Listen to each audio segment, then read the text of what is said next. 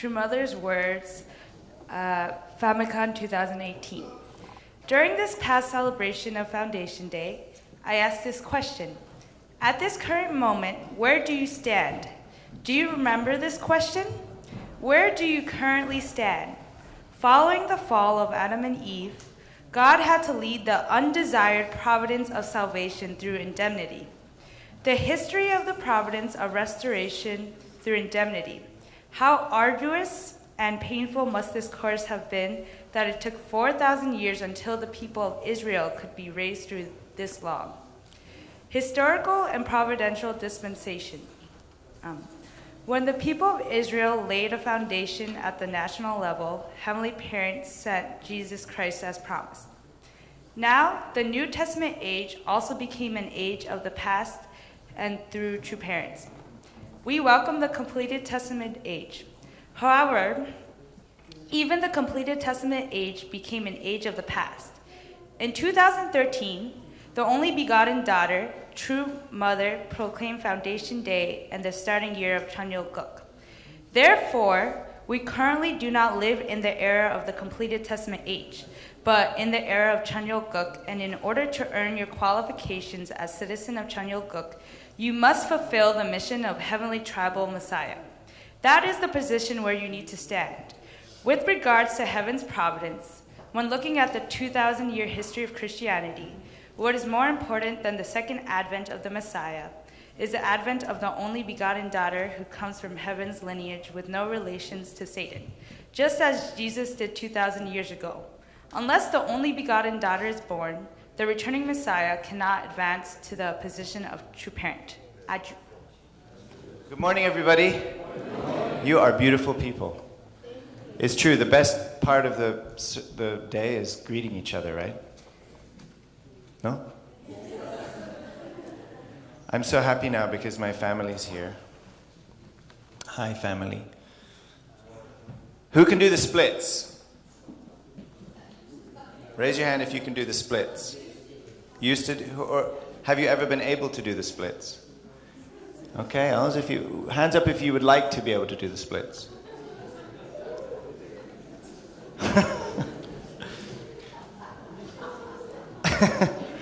Actually, I have a personal trainer teaching me how to do the splits. It's Hannah Dunkley, my daughter.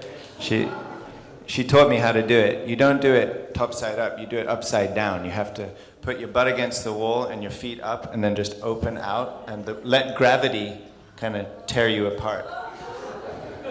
And then after like 5-10 minutes of that excruciating pain, you wiggle some and try push it down. It's excruciating, but it feels great afterwards. So thank you, Hannah. I love my family. Yeah, let's give it up for family, guys.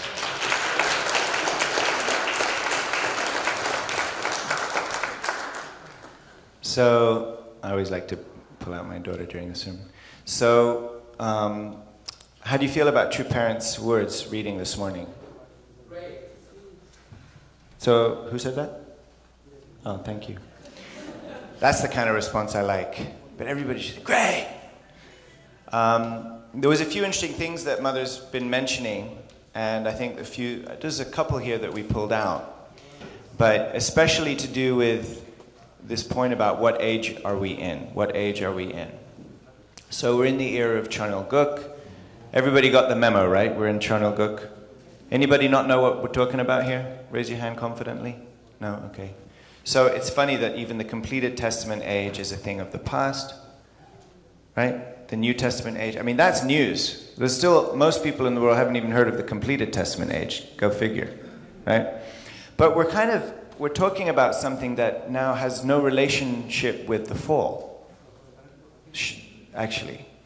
So I just want to get into that a little bit because a lot of people have been discussing about True Mother and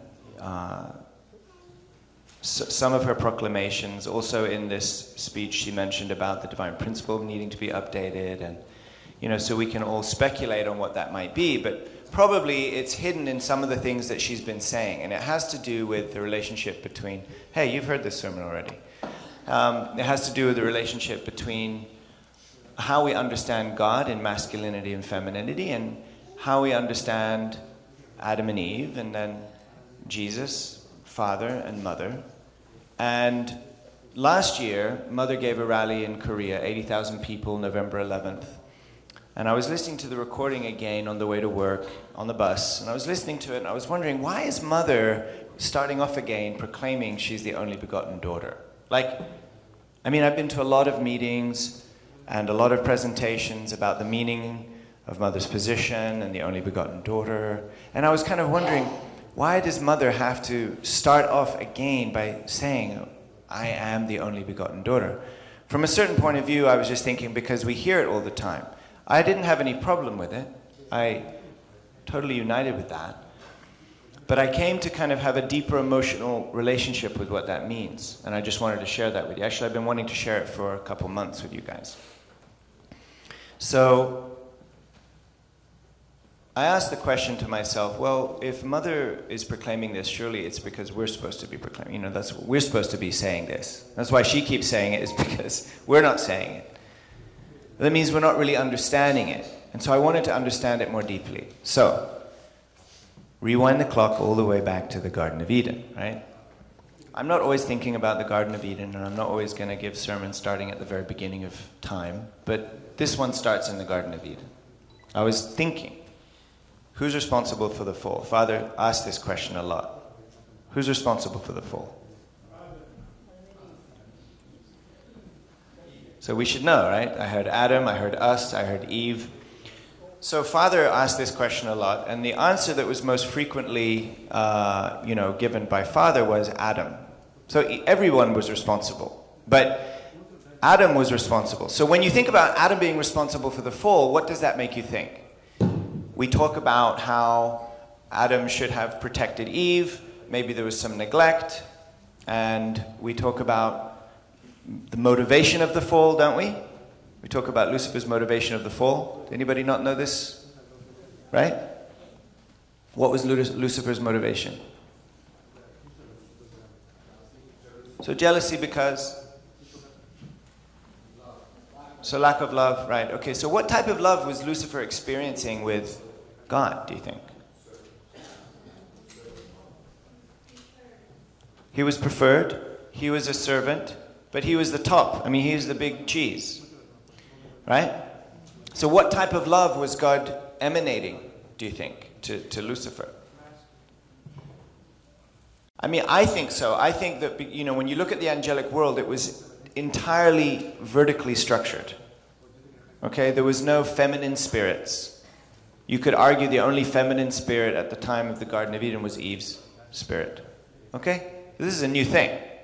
All right, so there's a few things I want to explain in this story that occurred to me. Don't take this as gospel. It's just what was occurring to me in reflection of this one question that I asked. I'm now in the tunnel, Peter. I'm on the bus, and I'm going through Lincoln Tunnel, and I'm just thinking on the way to work. And so the question is, what is this about the only begotten daughter? I mean, I get it, but like, what is it? And why is Mother what are we not understanding, right? So I'm thinking back to the Garden of Eden. I'm thinking about the relationship of these three people. I'm thinking of the fact that, well, Adam and Eve, okay, so Adam was responsible for the fall. There was a motivation for the fall. But we're always kind of starting on chapter 2 of this problem. It's like, what happened before, what preceded Lucifer's jealousy? What preceded Lucifer's sense of lack of love from God? What preceded that? Yes, we say that, looking at the special nature of Adam and Eve, then he started to compare. But if we say Adam was responsible, then what was Adam responsible at that point for? What occurred to me is that if Adam and Eve were destined to become true parents of heaven, earth, and humankind, and love all of creation for the first time as the substantial embodiment of both masculinity and femininity and spirit and physical worlds, there was something uniquely special about their love that was going to happen. And I feel it was different from the type of love that God was able to emanate just in the creative process with a vertically organized spirit world. There's a difference. So first point I want to make is that Adam and Eve were, teenagers maybe? When it got complicated, right? So when you look at the three figures, Lucifer, Adam, and Eve, okay, Lucifer's starting to feel, well, hang on, what was Adam's relationship with Lucifer? We talk about protecting Eve, but what was he, why are we starting the story where Adam needed to protect Eve from anything at all? Why was that allowed to exist? What was he negligent? Was it just that he wasn't giving enough attention to Eve? Or was it also that Lucifer wasn't really receiving a lot of respect? Maybe. I don't know. Maybe it's not important. But I have a 16-year-old son. If an uncle comes to the house, I would want my son to greet him. If my son comes in the door, if his uncle comes in the door and gives him a present, I would want my son to say thank you. But I have this picture, I don't know if it's true, but I have this picture of the Garden of Eden story where, you know, Adam's over here like swinging snakes around his head and throwing rocks and like, I mean, that's what boys do. You want to see how fast you can run. You're unbreakable as a teenage boy. And you want to test the limits. I have this image of him forgetting to sort of thank Uncle Luke for all the toys he's busy playing with. He's just neglecting his sister, but I think also Adam and Eve in some way were neglecting Uncle Luke. In other words, if at 21 they were going to give absolute true parents' love to all of creation, the highest being in creation was Lucifer. He would have been the first to receive that love. Different love than the love he had received just in the servant relationship to God when we're organized with just a masculine, vertical, creative force. It would have been something different. Okay, that's what I'm thinking. I'm thinking that it's not just what did Adam not do after the problem started, but what were Adam and Eve not doing that even gave space for that to occur? I think there was negligence, frankly, on both of their parts to really respect Uncle Luke. I mean, just do the math. At 21, perfect love. At 15, shouldn't they have had at least halfway or at least 20% love and respect? We from our own teenagers expect more, right? So that's just one thought. Then I started to think about the order in which creation was created, right? We hear the story about how God created the entire universe and ended with humankind because humankind is the most precious and everything was for our sake, okay? And then we get into this lecture about subject-object relationship. There's man, there's woman. Man is subject, woman is object. So who's better? Who's better? Anybody got the guts? Neither, trick question. But you know, it's inferred in the language. The subject initiates, the object responds, right? But actually, Adam wasn't the last thing to be created. Eve was the last thing to be created. So who's more special? Now.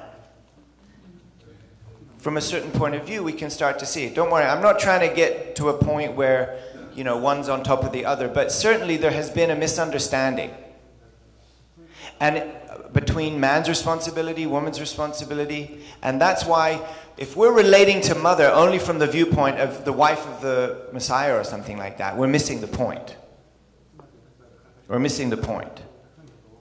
So this is what I was trying to reflect on. Only begotten daughter, only begotten daughter. Only begotten daughter. Okay, hang on. So yeah, Eve was the last thing to be created. And then what did God point out? Of all things to watch out for, what did God point out to be very careful with? Okay, the fruit of the tree of knowledge of good and evil. So what's that? Eve's what? So Eve's love. We could say, ultimately, Eve's womb. So you could say, in a sense, that Eve's womb was the most important and final thing to be created, the most coveted, the most precious, the thing that needed to be not only protected, but respected, right? And something was going to happen there that had never happened before. Substantial, spirit world, physical world, masculine, feminine, Adam and Eve, true parents. God's final goal was what? Eve's what? Womb. Now, does that make sense? Is that possible? Is this true or false? When you look at what was defiled, what was the most precious thing? What was the thing that was actually defiled by Satan? What?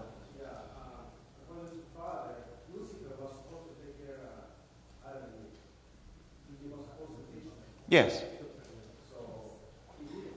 Yes. Yeah.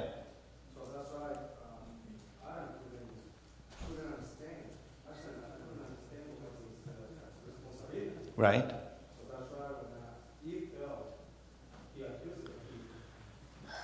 If we blame Lucifer, there's a problem. It means we cannot stand as God's son and daughter, Lord of creation. We can't make Lucifer the cause of the fall. Father said clearly, we created Satan.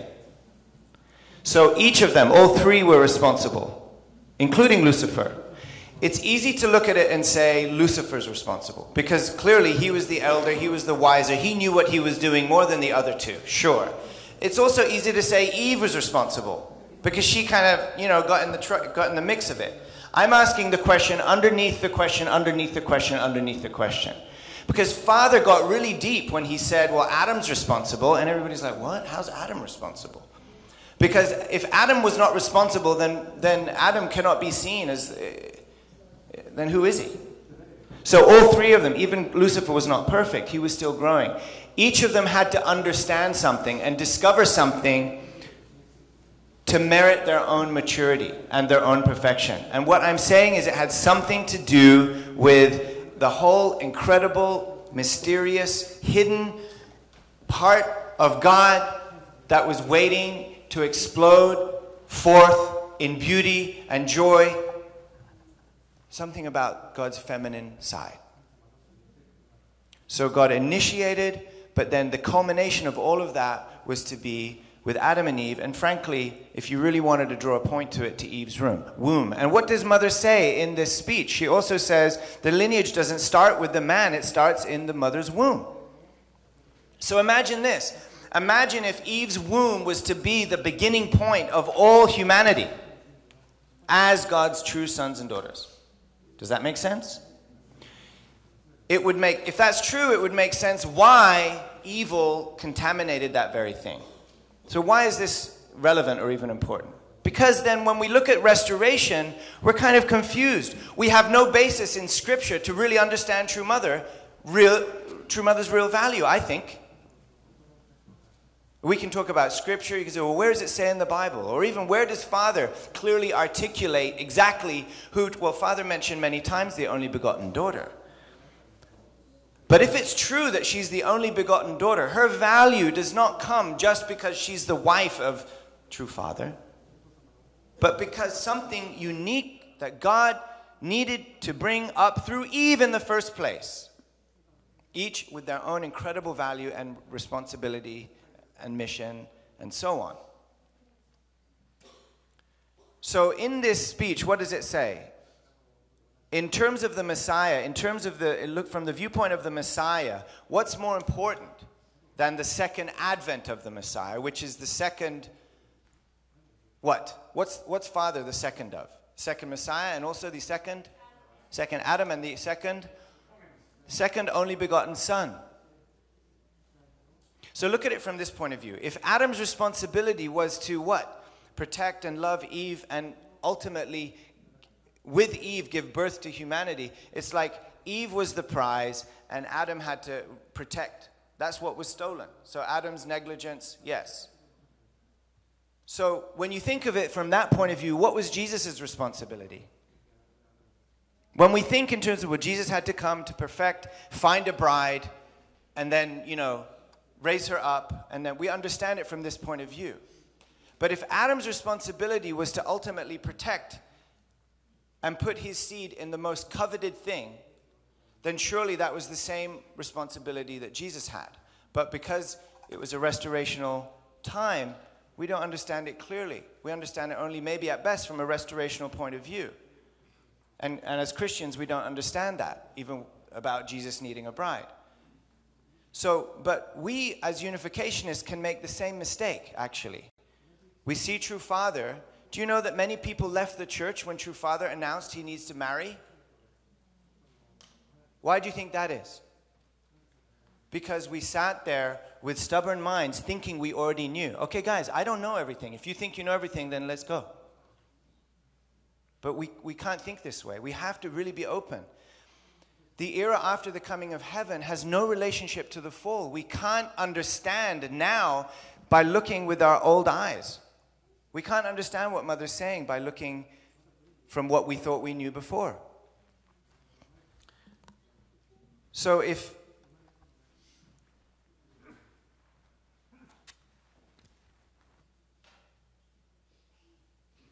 it got me anyway, this is just my reflection, okay?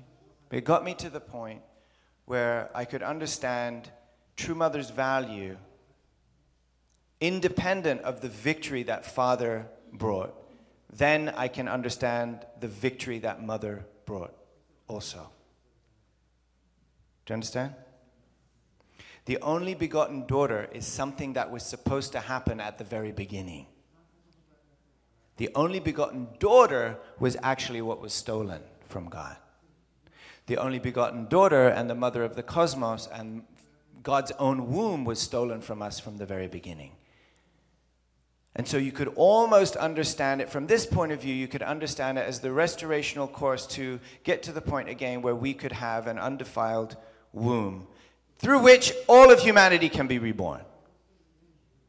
Okay? Look, Adam and Eve equal, each different responsibilities. But we've been emphasizing the messianic course as the male.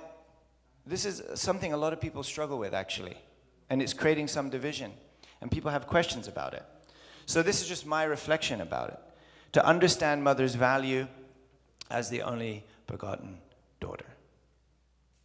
So then when I think about what keeps mother up at night, I mentioned to some of you guys that Wanju McDivitt said she walks in first in the morning and her pillow is often wet. Mother's pillow is often wet. Did you know this? Mother's pillow is wet. Many, many mornings. So what's it wet with? So why would mother be up at night crying? What would she be crying about?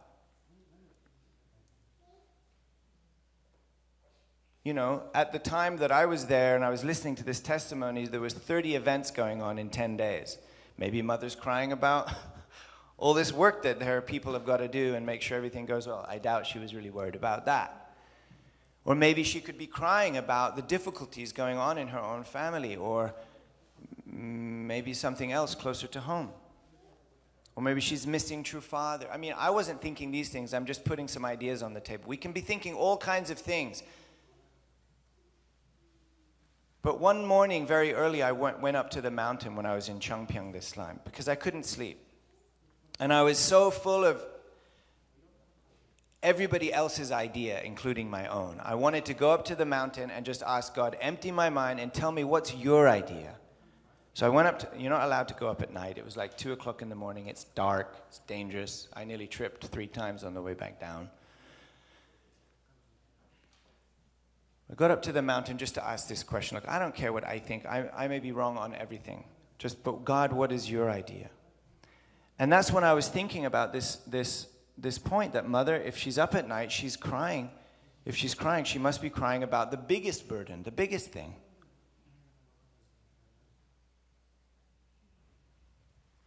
And what's the biggest thing? It's 7.5 billion people and counting that God desperately wants to give rebirth to through true mother's womb. The marriage blessing of true parents. Father did it. Father did it. Fulfilled his responsibility as a man, unaccused by Satan, raised up and loved God's daughter, just like Adam failed to do. And just like Jesus didn't get a chance to do. And then I'm up on the top of the mountain and I'm thinking, okay, mother wants to reach 7.5 billion people. And I understood then the meaning of these rallies. We do these rallies. Madison Square Garden, that circular building was like mother's womb when we were there.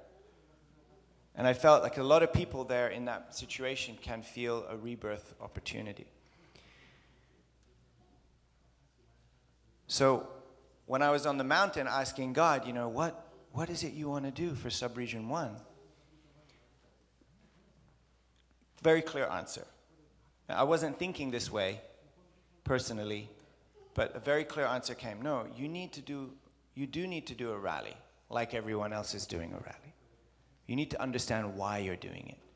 Because Mother simply wants to love 7.5 billion people. If you're responsible for a city or a state or 10 states, Mother wants to, and you're asking what your responsibility is. Your responsibility is to do anything you can to bridge that love to those people.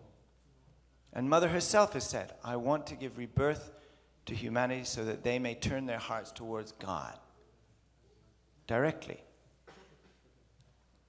So when looking at it from that point of view, I started to think of, well, that's the value and meaning of the rally, right?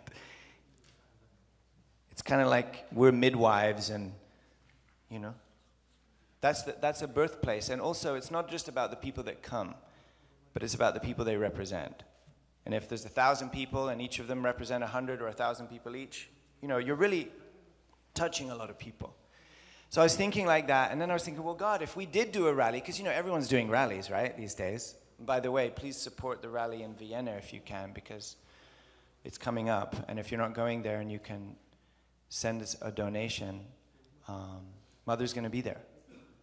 It's the same thing. And it's like, actually, I believe that in Dr. Balcom's area, I don't know how many members, but I think it's a similar amount of members that we have in the Northeast, but really spread out. And it's hard to get together and do a rally like that. It's really hard. In fact, the easiest place to do it is where we are. And so I started to think about this, and I asked God, well, if we did a rally, when would it be?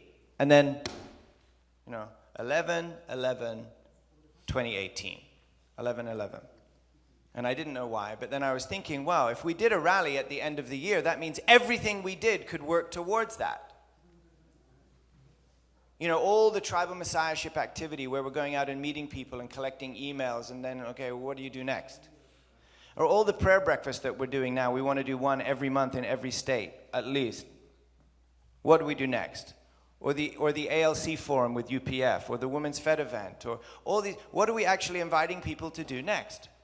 Imagine if we all had a common ground through which we could focus something like that. It seems very external, but actually, it's like when you think of it as the joint responsibility of harmoniously working together to tie all of our ministries together where we can bring the fruit to true Mother. It's not even about whether Mother comes or not, actually. It's about, are we giving an opportunity for heaven to work and to meet the most amount of people as quickly as possible? The difference being, it may seem too much, it may seem too far out. We're used to only hearing about it like, oh, let's do it in 2 months. I'm just putting it as a seed, as an idea. Because imagine what it would mean for all the meetings and all the gatherings, and everything could build up to that. This is what occurred to me, you know, on top of the mountain. When I'm praying, looking at True Mother's, you know, room, actually. She's asleep, it's 2:30 in the morning, it's pitch black, stars above, and I'm thinking, what is it that is the most important to Mother? Is to reach as many people as quickly as possible, okay? So, you know, you hear me many times talk about tribal messiahship, right? And you hear me, you know, explaining that. I've had internal fights before with people who think that the most important thing to do first is to get really happy as a family, otherwise what are we spreading, right? And I totally understood that. But also when you study Father's words, he says clearly, unless you make your family also evangelistic, he said, unless you do home church, or if you just try subtle at the family level, you're not protected from the winds. They'll attack you. You know, circumstances will burden you. And it's happening to all of us. Okay, so that's why when I think about tribal messiahship, I'm not thinking like some church growth project, by the way. Honestly, I couldn't care less from that point of view. That's not how I think. I think a tribal messiahship is an opportunity to expand true parents' love and lineage to as many people as possible. And if I wait for me to be perfect and all chummy chum happy, I'm not going to do it for anybody. And we even heard testimonies yesterday in the Sungwa about how Kimiko FFWPUNJ spiritual lineage, and some of them were in the room here, right? And how, those people wouldn't have met true parents if it wasn't for that moment of her going out and making that effort to meet someone. And this isn't a first-gen thing. Tribal messiahship is not, it's not just a first-gen thing. It's a family thing. I'm desperately trying to figure out how to do it in a way where my children, my wife, everybody's included. Okay? Which brings me to my final point.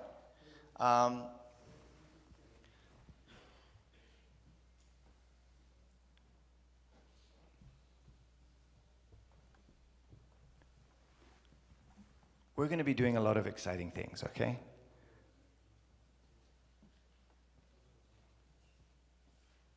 And we're going to be doing it working together, unity. And in that, we're going to see magic happen. Because Mother has already determined it. Mother said, just unite with me. Just unite with me. Miracles will happen. She said clearly, do your tribal messiahship, liberate your ancestors, move, and John the Baptist will come running to you. We always think of you've got to find John the Baptist, right? I don't know, some of you might maybe not think that way anymore, but this is how we usually think about it. Mother didn't say, do your responsibility and then go find John the Baptist. She said, do your responsibility, John the Baptist will find you, right? She even mentioned, don't think about building many churches. We don't have time for that. Collect the foundations that have already been prepared. That's what John the Baptist will bring. So we in fulfilling our responsibility, uniting with Mother, clearing up our ancestral line, and it's kind of alien for many of us in the West, but actually I really enjoyed that. I think we should get to the point of promoting ancestral liberation to our guests, because who else does that? But also tribal messiahship. If you really believe that you have something unique and special here, if you really believe that you did receive, hands up if you've received love from true parents and you're grateful for your family. Okay, some of you. Most of you for the camera. Everybody, I think. But the point is then, how do we multiply that? I know it can seem difficult. I know many people have questions. But honestly, it's the most beautiful thing. Just a couple of nights ago, it was last night or the night before last, Yumiko and I joined Reverend Edner in Harlem. We left our kids unattended again. We went to Harlem and we went to an apartment building, and Milhan was there, Reverend Edner, and a few others from the New York area. It was 7 of us. And we went door to door, witnessing and sharing the blessing. And yeah, maybe about half of the people were either not there or pretending to not be there or, no, thank you, from the other side of the door, maybe about half. But the other half would come to the door, and aside from 1 or 2, they let us into their homes. I mean, some would do like a prayer blessing right there in the hallway, I think 1 or 2. But otherwise, everybody let us into their homes. Their homes weren't ready. They weren't clean and well organized and ready for guests. I mean, how many of you, how many sisters here would let 7 strangers into your apartment when your apartment's messy? I had a concept. I told Reverend Edner, I can't imagine more than 2 or 3 people. If you have like 4 people, 5 people, it's intimidating. They're not. But he said, no, it's amazing. Actually, the more people we are, the more amazed they are. It's like the village has come to your door. So we went in there, and here's the reality, guys. It's like, and Reverend Edner put it this way, it's like the exception in several areas. I mean, all across the country, it's complicated. But in certain areas, the exception is the married couple with kids doing their homework at the kitchen table. That's the exception. It's not common. So when you talk about blessing the family, you got to be ready to look at the family in the configuration in which it currently stands, not in the one that you saw in the diagram, how it's supposed to be perfectly. It doesn't look like that actually yet, even for ourselves, right? So what I feel when and you guys have the same experience, when I witness, when we go out to meet someone, you're really going to wherever they are at, and you're feeling like, well, if this isn't God working, right? Is this not the work of God to reach out and to love people? I mean, it's like, how perfect are we waiting to be, for God's sakes? I mean, there's people out there that really need a helping hand. You know, Pastor Frank at Famicom put it beautifully at the end when he said, look, I come from a broken family. It was painful to grow up as a son of a divorced family. And, you know, I know that our families aren't all perfect and doesn't all work out excellent all the time, but he said, with the blessing, we're saving the kids. How about that for a slogan? Because every time there's another child or two or three or four or five or six that grow up with a bunch of different dads or moms or none at all, it's really heartbreaking for them. I'm preaching to the choir, I know. But this is actually the work that we're doing. So how perfect do we want to be? But having said that, this is my final point. And I said this to the earlier group too. In Subregion 1, I really want to encourage happiness. I really want to encourage us to get used to the idea of being happy. Okay, Mother said she doesn't want to see tears of indemnity anymore and tears of sadness anymore. She wants to see, if any, tears of joy, right? She's saying this more and more. She wants to get beyond this. We want to be happy. And what makes me happy more than anything is my family. It's also what makes me more stressed than anything else. But really, it's there. It's in the family. And just like we saw yesterday for the Sungwa, there's a lot of faces that you don't usually see came to church to greet this family.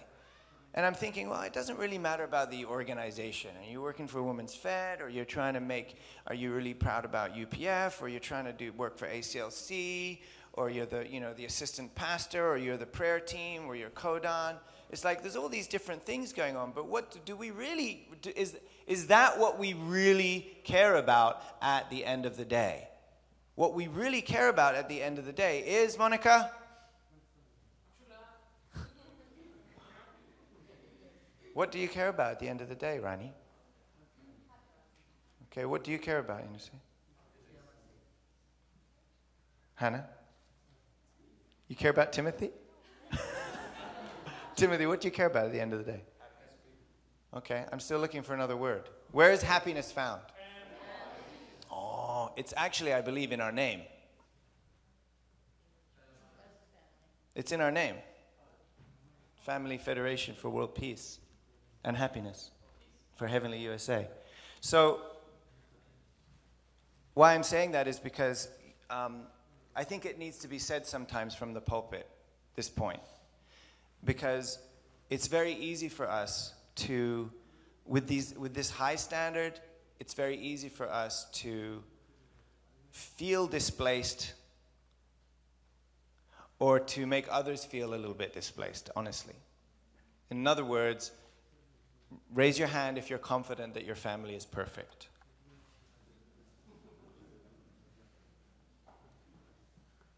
But still you're here. So the likelihood is that when you witness, you're going to find families also that are not perfect. When we're greeting our members, our brothers and sisters coming in the door, the likelihood is that none of them are perfect, right? So this is what I said at the earlier service. I don't want to dilute the vision of where we're going. We're going to be living in a nation that attends true parents. Imagine that, and really imagine that. When you walk down the street and you see a stranger, what would you say to that stranger if you were living in a nation that attended true parents? Good morning, right? What if you saw a stranger doing something that was unprincipled, but you were imagining living in a nation that attended true parents? What would you say or do? Huh? Still say good morning? Good morning. Stop what you're doing. Actually, I practice it from time to time. I imagine living in a nation that attends true parents, or even just a town or village or street that attends true parents, right? Yeah. Right? When I think that way, I judge people differently. I don't think, oh, I don't like that person, or that person's not like this, or oh, that person's interesting, or whatever. I think, in relationship to where we're going, what needs to be said to that individual to bring them one step closer? So the point is, I want to feel like when I come to church, I really want to feel welcome, don't you? When we greet each other, we want to feel welcome. Actually, what it takes is seeing each other outside of the church more often, having lunch together or dinner together or coffee together a little bit more, right? I think that's why Pastor Manoj started the communities. So really, that's where the magic is, just in the skinship and the fellowship and the friendship. But the point is, we've been a little bit rough on ourselves, I think. And I want to try an experiment in Subregion 1, where we make it okay to not be perfect. Just try it. Maybe we'll give it a year, see how it works out. But what I mean is, it's okay, if I have a problem that I want to share, or if you have a problem that you want to share, that there's space for that you're not going to be judged and shipped off to Chongpyeong too quick. Not that that would be a bad thing, but you know what I mean. And also, especially with our children, okay? Our children of all ages. Sometimes things don't go by the book, right? Is anybody familiar with this type of scenario? Sometimes things don't go by the book. So, but the last thing we want is for any of our children to feel unwelcome because they're not book players or they haven't checked off all the boxes or something like that, right? So I just want to really encourage us to think of that, pray about that, to be a community. We've paid a lot of indemnity. There were certain things that needed to happen, but now we're in the era of settlement. We're in the Chonilguk era. Okay, we established citizenship by, who's in the reading? Being tribal messiahs. But as tribal messiahs, we want to be families that can be honest with each other. Sometimes we fight, sometimes we struggle, sometimes our kids misbehave. I know the Lewis's kids don't misbehave because they seem like angels. It's okay. There's always a way, and I really want to create. I want to invest in supporting families too. There's a lot of things that you can do to enrich your marriage, your family. This should not only be something we do because we feel like we can do it, but we should know how to do this so that we can help the families we meet. You're going to need it. As a tribal messiah, you're going to need to know how to love your spouse and your children, okay? So no matter what, until this point, no matter how we've been or how good we've been or how almost good we've been or how not so good we've been, let's really go forward with a heart and a spirit that Mother trusts us. Mother trusts America. She said if we unite with her, we can be reborn again and again. I feel like I've had many rebirth experiences just in the last 6 months. So we should continually look to be alive with that and to just spend time with each other, listen to each other, love each other. Sometimes let's be honest with each other, right? Okay? And let's consider what kind of a church would our young families really want to come to. Sometimes it's very practical. Help with kids or space to cry or play or other things. We need to really be welcoming for zeros to hundreds. Let's build that kind of community together in Subregion 1. Aju? Aju. Aju? Okay, please join me in prayer. Dear God, Heavenly Parent,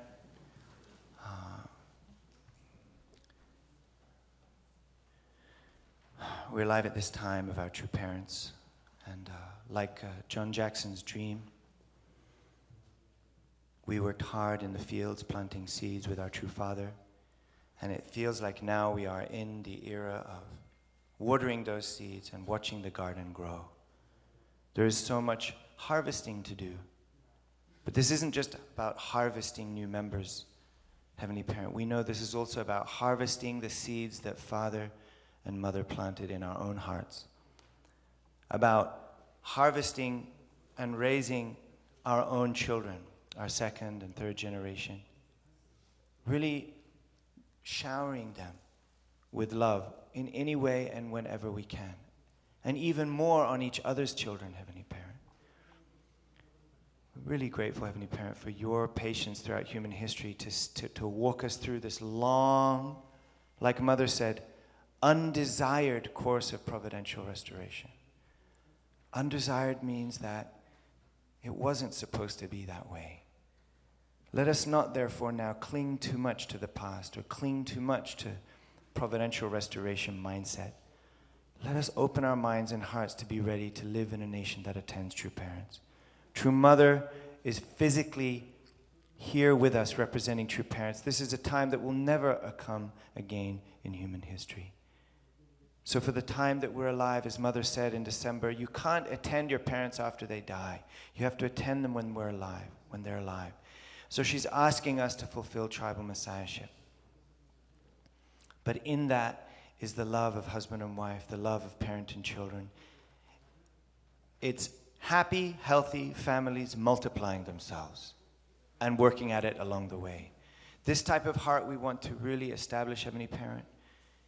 And we want to honor each and every family here. I ask that you bless them, bless their children. Especially, I really, in my heart, I really want to reach out to those of us who went our own creative way off the mainstream, but still want to somehow be connected. Heavenly Parent, there's only one home that we're all coming back to. So let us hurry up and embrace each other along the way. We thank you and we offer you this day, this prayer, this report, in all of our names and in my name. Damien and Yumako Dunkle, the blessed central family. Adieu.